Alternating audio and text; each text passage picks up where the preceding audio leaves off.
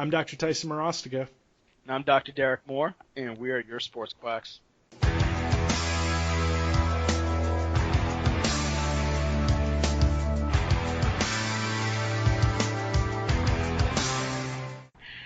Okay, there, sports quacks. Today, what we're going to be talking about is communication, specifically finding your own chiropractic personality and chiropractic voice.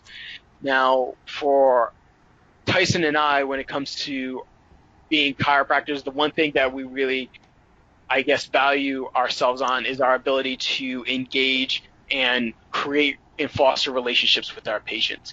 Because at the end of the day, when you're having a patient sitting in front of you, it's not as if we're primary care physicians where you see them maybe twice a year. It's something where you're probably going to see them multiple times for at least a few weeks, possibly even months, possibly even years, depending on at what stage in health are you seeing this patient in. So being able to communicate with that patient and develop a relationship where they trust you, but also, for lack of a better term, like you enough to keep coming in is going to be of utmost importance. Now, one of the interesting things is where everybody comes from different backgrounds, whether it's from socioeconomic status or just race or just experiences. So finding out what type of chiropractor you are going to be is very important. And figuring out, all right, are you going to be subluxation based? Are you going to be evidence based? Are you going to be wellness? How are you going to run your practice? And we're going to kind of use the term chiropractic voice for this, just to kind of lump all that into one. So, Tyson, pretty simple question here is, when did you find your chiropractic voice? Was it in chiro school? Was it in practice? Or somewhere in the middle? Where did you feel like, hey, this is who I am as a chiropractor, and this is what I'm going to roll with? Yeah, so this is kind of something that's interesting that I've kind of thought about, and I've talked to my wife actually quite a bit about, because if you look back at our schooling, you'll find that there were students that already had that. And they had that background. Mm-hmm. And the reason why is because they grew up in a home where a parent was a chiropractor, or maybe they had seen someone, regularly. But for the most part, it was the people that had parents that were chiropractors. They had already been, I want to say indoctrinated, but that sounds bad. Like they already had received that knowledge of kind of what they want or what they thought. And, and I guess I always thought that in school, I'm a personable guy. I am open to talking to people. I had, taught golf professionally. I had done, things. I had, gone, to school in Hawaii and dealt with, a lot of different cultures and learned how to interact with different people. So I always thought talking to people, no big deal, right? But then you talk about the finding your chiropractic voice, and there is a big difference between being someone who can talk to someone about fantasy football and being someone who can talk to someone about chiropractic care and their health, right? Is a huge difference. I can sit and talk to someone about fantasy football all day, but then when we talk about opening up about someone else's health and how, as a chiropractor, you have to have the confidence in what you're saying, knowing what you're doing to be able to express that to your patient. So for me, I probably didn't develop my chiropractic voice until I was outside of school. And it probably took a little while. I think I learned how to be a chiropractor while I was in school. I learned how to interact with patients. I learned how to do things. But I always had someone else who controlled the situation. Right? I always had someone that I had to get the okay from, even when I was right. Even when I presented a treatment plan that was spot on, I still had someone who had control, right? Mm-hmm. When you get into a situation where you're the only person, you're the go-to, it becomes a different situation. And being able to listen to a patient, kind of accept their information, and being able to give feedback, it's a whole different ballgame. So like, I don't know if you feel that way. Like, what do you think when you, like, obviously you're personable. Like, I can see it. Like, obviously you know how to interact with people, you know how to work with people, but like, do you see a difference in that? Like, how do you feel? Yeah, for me, I didn't find mine until I want to say halfway through my associate position, my first year out when I was in DC.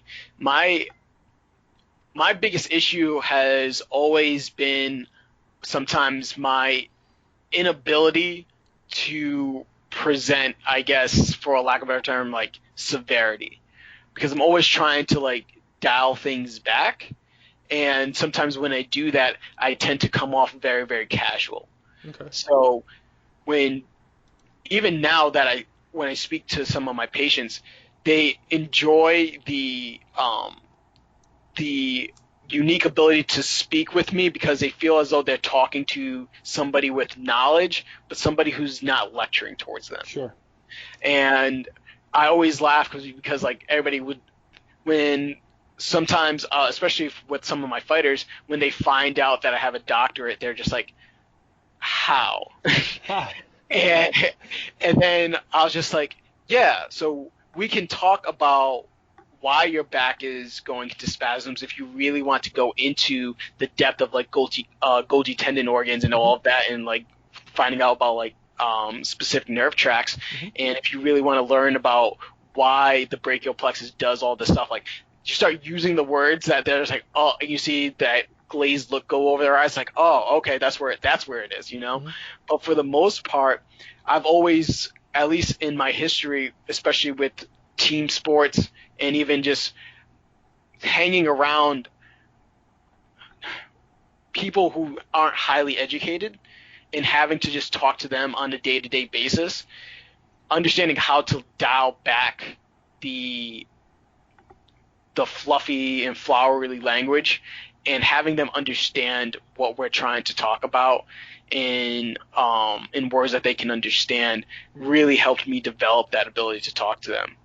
And DC also challenges you for a little bit because now I go from Seneca Falls, very, very low socioeconomic, very, very low education. I'm not saying anything about Seneca Falls, it's just a fact for what it is, to DC, where every other person's a Harvard, Yale, or like Columbia grad.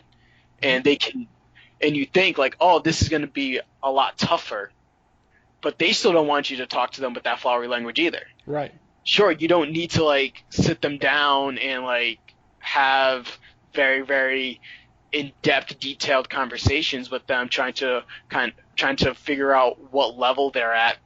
But they're all professionals, and now you're able to just maybe dial it back 2 notches, and they're on board with what you're saying. Yeah. And I found that like, okay, I can start to do that, get them to buy in relatively quickly, and now we can get the ball rolling when it comes to treatment. But developing that voice, I think, took some time and failure in few points where getting my point across obviously wasn't happening with some patients where when they leave. You're just like, ugh, man, I don't know if that guy's coming back, I don't know if I said this the right way. Right. Crap. And the first thing is too is like sometimes you just like, man, I just gotta call them. Sure. Maybe if I call them and reach out to them, it's just. But even then, now you start to laugh at yourself. You sound like that needy boyfriend, just like, listen, like, believe me, like, this is what I'm trying to tell you. It didn't come out the right way. But I think after a while, the most important thing was trying to remain professional and making sure that what I'm saying is in line with my care, and that I'm not devaluing anything. I'm not sacrificing my ethics in order to gain a patient. Sure. Yeah. Well, that's something like I have had to like really work on expressing to patients and just making sure that they know. But there's a certain way to do it, right? Like you can't I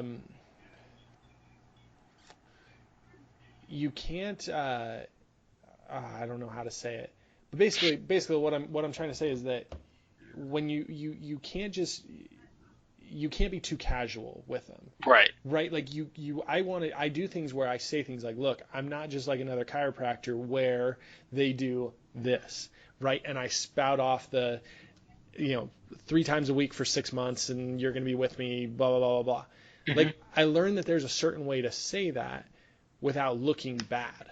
You know Right. what I mean? Looking as if you're demeaning them or making the patient, because also too, if you're telling the patient that, hey, I'm not your average chiropractor, and then you tell them what they've been doing, now you make it also in some eyes that patient didn't know that they were going to somebody average. Right. There's key words that you could Right. say. Exactly. So you can say, instead of saying it like that, you could say, well, I'm different than a chiropractor you've probably seen in the past. Or, instead of I'm not your average chiropractor, it's like you can say, well, I'm probably different. I do a couple of different techniques and let me explain what it is. Right. And being able to talk about what you're doing without demeaning the other chiropractor, without tearing them down, because you don't know, that other chiropractor may be a family friend. Right. Like it may get personal. You can't just attack other people. You have to be able to properly explain. So there's certain ways to go about things. One of the things that like I want to hit on again, and I talk about this often, but just to skate on it, we don't need to delve into it because we know it can be I can get heated about it. All right. But it's coming from the aspect of office communication. You have to have you have to view your patients a certain way. And the wrong way to view your patients is that they're dumb, you're smart. Mm-hmm. Why would I explain something? Why do I need to, or thinking of why do I need to explain things to them, or thinking from the way of, oh, I really have to dumb this down because they're really below me. I hate that. Like, yeah. I don't need to delve into it because I've hammered this in previous episodes. We have to literally go in and give your patient the information, not dumbed down, but in an aspect that they can understand. It's easy to understand, that they can actually be able to communicate to other people. Maybe you're telling them in a way that they can tell their spouse, explain to their spouse. Right. And even then too, it's important for you to not get frustrated in those situations. And many times I feel as though trying to be evidence-based, it's a little bit more tactful when you're talking to patients about that, because you just can't rely on, well, it's because your spine's out of alignment. Right. Because that's a very, very easy way for you to just fall into, and because it's your answer for everything. Mm-hmm. And if the patient doesn't get better, it's still because their spine isn't holding the adjustment. It went back out. Right. It went back out. Just be like, oh, you know what? That didn't go. So you might feel sore, or instead of like explaining to them that, hey, soreness is a normal aspect of life. You don't need to worry about feeling sore. Now, if you start to feel pain, that's when you have to start to get into a little bit more detail with them. But just telling them, like, a chiropractor that I met always said to call your patients afterwards and ask them how they feel. And if they say they felt worse, be like, oh, that's exactly what I expected. Or if they say they felt better, oh, that's exactly what I expected. Yeah. If it's a great, I think, selling point. It's a great marketing tool. But once again, it doesn't allow for self-reflection and an idea for you to start to look at that and be like, was I really expecting that? Sure. And if so, why are they having this reaction to this treatment versus this reaction to this treatment versus the reaction that I expected for this treatment? That's bullheading your way through, right? Like, you don't care. Yeah. So, and you start to see some of these strategies, I think, especially with these marketing groups that allow for you to already have a script out, and it takes away your actual personality and communication skills. Well, that's what we talk about automation. Right. And I think for a socially awkward doc, or a doc who just really is struggling to find their chiropractic voice, those are the ones that latch on to the marketing groups the quickest. Sure. Because they're just lost. And as docs out, I felt lost too, you know. So instead of going to the marketing groups to look for answers, I don't know about you, but like I know where I did, and I went to techniques. Yeah. I'm like, the techniques are going to be my answer. Sure. Like I'm just going to explain things the way that the techniques have taught me. Sure. And it evolved from what ART taught me was going to be to like functional range to like McKenzie, and I started to adapt everything there. But we could easily see some of the students, especially in school, start to become more open to doing marketing groups simply for the fact that they just didn't understand how to communicate what they wanted to.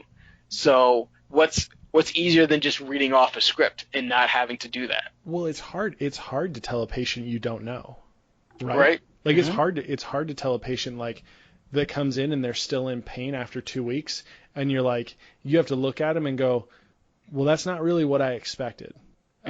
You know, that's a surprise. You know, we need to try something different. Or, hey, look, maybe you need to go somewhere else. Maybe we need to send you somewhere else. Because for the most part, when it's like, oh yeah, it's 2 weeks later, well, it just takes time. It takes more adjustments. It takes more of this. I mean, sometimes it does. Sometimes it does. But, you know, you got to also be able to explain why you're doing a certain rehab a certain way, why you're doing a certain exercise, why you're having them work on the same thing for 2 weeks without having them switch something up. Like there are protocols that I have patients go through, and they're doing the same exercises or the same rehab moves for 2 weeks, 3 weeks, you know, and it's getting better, it's progressing. And I've had people come into me and say, well, why don't you change it up? Why don't you want to do something different? Well, you don't need it. You're getting better, right? You're getting better. Like you don't need change. Well, and you know, I see that with even my golfers too, where it's like I have them do the same workout for 3 weeks, 4 weeks, and they're like, well, why am I doing this?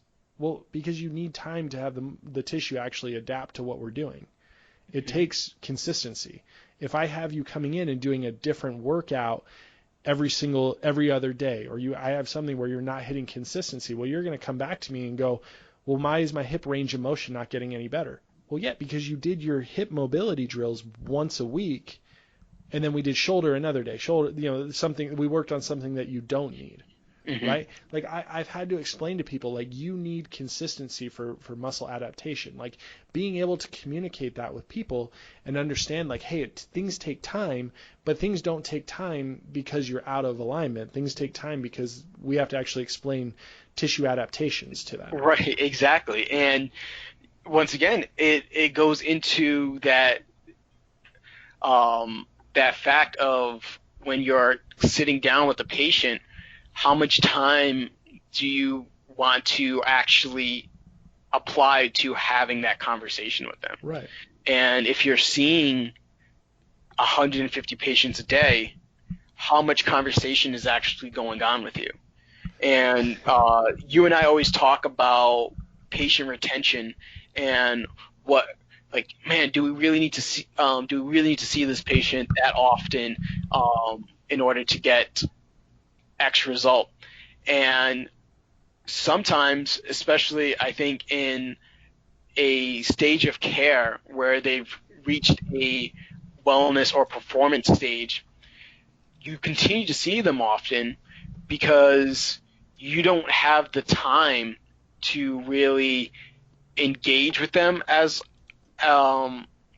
in a long enough time span, because you're still seeing patients. You can't dedicate an hour to them. So it's like, hey, listen, I need to see you twice this week, so that way we can fit in all the stuff that we need to, so I can talk to you and answer all your questions appropriately. Because sometimes just my patients would come in towards the end of their care, and we're talking about things that they should be doing in the gym, or things that they shouldn't be doing at work, or ways for them to adapt what they're doing so that they can do it more comfortably. And our treatment time was maybe 3 minutes. It's just like, oh, you just needed some ART here, maybe a little bit of cueing on this exercise here, and the rest of it was just conversation. Yeah. talking to them and telling them, yeah, this is where you're at in care. This is what you need to do. This is your next few stages, and that allows for greater patient autonomy and the ability for that patient to start to trust you a little bit more. And you're still getting paid for that, rightfully so. Versus scaring them and telling them, oh, you still need to be adjusted because this misalignment isn't corrected yet, and we're 300 visits in. Yeah. It becomes problematic at that point. Yeah, and there's two different styles of I don't know if styles, but there's two different kinds of patients there, right? Like there's a patient who's in pain, and there's a patient who wants wellness, right? They're two very different things, right? Like Absolutely right. right. So you have to be able to understand, like, okay, if a patient chooses to come to you because they approached you about, hey, I'm not in pain, but I enjoy being adjusted. I feel like it helps me maintain what I'm doing, it helps me maintain the lifestyle that I want to live, then you're not you're treating them in a different manner than and explaining things in a certain way that is different than a patient who's in acute pain, right? Like you have to be able to understand the difference in those two situations. They're two drastic, different. Well, like I said, two very different situations. But you have to be able to say to someone, you have to be able to know, like, well, I just hate it when I see people who are like, yeah, I go in for wellness care, but that's so that, I get adjusted so that I don't get sick, or I don't get this, or I don't get that. And they've gotten scare tactics when literally you could have just been like, look, I'm improving your range of motion. I'm helping you feel better. Mm-hmm. That's what the evidence supports. We're good. Right, and a lot of times too, I know you've run into this also, especially I find it more so in my older population patients. They're not going to do the exercises. No, well. They've gone to a stage where it's just like, hey, I might do one or two stretches every couple of days. Yeah. So they're not getting the activity that they need. Maybe they play golf on the weekends or 3 times a week, and that's as much movement as they get. And other than that, they're retired, so they're sitting around, and at most they might walk around the mall for a little bit. If you're now the only opportunity for them to challenge their ranges and get a little bit of mobility, you need to start to take advantage of that. Sure. And that's generally when my patients say, I come here because the adjustments and muscle work makes me feel better. I look at it as that's because of we're challenging their body to start to move out of those ranges that they're getting stuck into. So if you can start to challenge your patients a little bit more, that should be your reasoning for continued care, versus fear mongering and telling them that they're continuing to feel stiff because they're subluxated. Right. A lot of times I tell them, you continue to feel stiff, Mr. Jones, because you're not stretching your hip and you're not doing your hip exercises like I told you, right? And he's like, yeah, I know. And I'm like, all right, but like I'm fine with you paying me as long as you know that you could fix this. And most of the time they're like, yep. I'm like, all right, cool, let's go then, And we go through it over and over and over again, and we talk about multiple things while they're there, but we make sure that everything's on the up and up. But a lot of patients don't feel like putting in the work outside of it. So I feel as though outside of the office. So I feel like when they're in the office, you have to maximize your time with them. Got to maximize, and that's that communication. So let's go into this. And we're getting to kind of the end of our podcast. We got 5-10 minutes here, but here's my thing. If when it comes to communications, like what if you're a socially awkward chiropractor, or communicating with people is a difficult thing, and we talked about how some of those chiropractors tend to get lumped into buying into marketing groups and things like that. Like, do you feel like, okay, if you don't have it, you don't have it, and you should just accept that and move on to like a marketing group, or do you feel like you should try and break through that barrier? Like, what do you think? What do you think? And this is probably like more of a personal thing. But like, honestly, what would you do? Yeah. So my biggest, I'm just a really big proponent for self-reflection. Okay. So you need to take the time and figure out, am I able to actually change Okay. my personality? So am I able to become a little bit more extroverted or not? And if you think you are, then you need to start to explore different options, whether that's joining some type of networking group or working on just like your delivery with a loved one or or your wife or family members, and trying to just get better at just speaking to somebody. But if you can't do that, then it also becomes a chance for you to say, okay, is there a way for me to adapt my practice to my style? Yeah. And I think if you have the means to start to hire patients, hire office staff, you can start to maybe hire the bubbly, outspoken receptionist, so that way the patients now feel engaged when they Help come to bridge your that office. gap a little You know, bit. you go in there, you do your treatment, and then they have their talking buddy when they get to the front desk. And I'm telling you, like, sometimes for an office, that makes it run a lot more smooth versus them talking to you.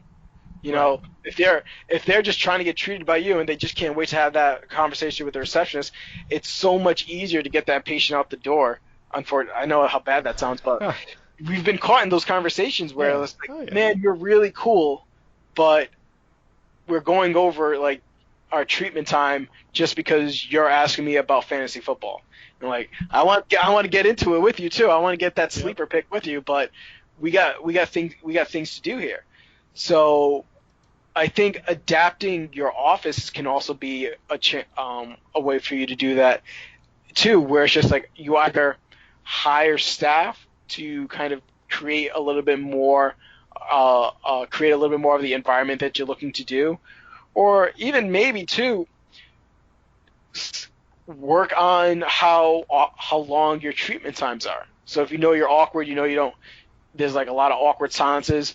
Maybe you don't do as much rehab in your office, and you start to refer out to physical therapists, personal trainers, or something like that too. Yeah. I mean, my thought when it comes down to it is like I think people need to step outside of their comfort zones a little bit. Yep. I think you've got to learn how to be able to communicate with people, learn how to be able to engage with people. Um, it may not happen right away. I mean, it won't happen right away. But if you're willing to do it and you're willing to kind of step out and do things, like you have to stay in your comfort zone, right? Like don't try and break through in something that you don't know. And don't just try and spout off about something like that's what's going to get you in trouble. Like that's where consequences, like that's where things are going to be a problem.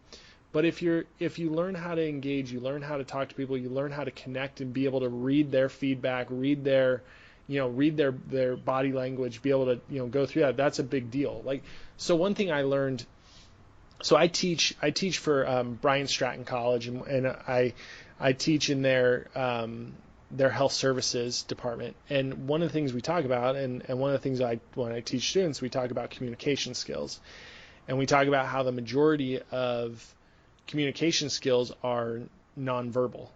Mm-hmm. Like the majority of what you see explains how someone feels or how someone wants to interact with you. So like when I look at when I start thinking about like office stuff, like when I talk about like awkwardness or whatever we're doing, like body language says a lot. So being number one, like maybe you just need to learn how to use body language properly, or read someone else's body language to know limits, or to know things like that. Like there's ways of improving that and working on it so that you can help bridge that gap, but you have to understand where to look. Right. Right? And Don't just assume that it's like being comfortable with someone or like saying the right things at the right time. No, a lot of it's just sometimes reading the room. right, and understanding how to start to really develop those skills. Mm-hmm. I can't I can't tell you how often sometimes I'll read a review for a doc that will also say that this doc was creepy or unprofessional. And man, if you see that on a Google review, that's a problem. That's a problem. And that's something where I can understand sometimes where you get caught up in your office and you really don't know what your voice is until somebody tells you. Like how often does the doc that's unprofessional know that until somebody says like, hey, listen, I didn't like the way that you spoke to me. Yeah. In a certain situation there. So making sure that you can take that step back, be objective, and look into it, and also read your feedback, like you said, and see just like when I worded it this way, that patient gave me a look. Why was that? And if you're having trouble reading some of those verbal cues, there might be time for you to either pick up a book, reach out to somebody else, and start to learn a little bit more about just communication skills and interactions and being able to develop that skill, because that's going to be very, very important. I don't see how a non-personal chiro can make it in this make a successful practice without having to work very, very hard at it. Yeah.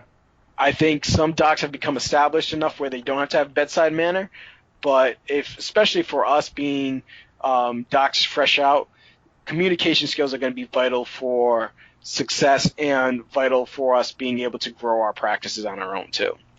So this is obviously a topic that can really go in a whole bunch of directions. So if you guys have any suggestions on things that we need to be talking about for communication skills, or even just ways that you guys have adapted your skills, whether it's through certain networking groups, through certain either books or followings, let us know in the comments. Let us know what's been the greatest help for you in developing your chiropractic voice and helping you succeed in your practice. Other than that, we'll talk to you guys at another time. You guys have a good night.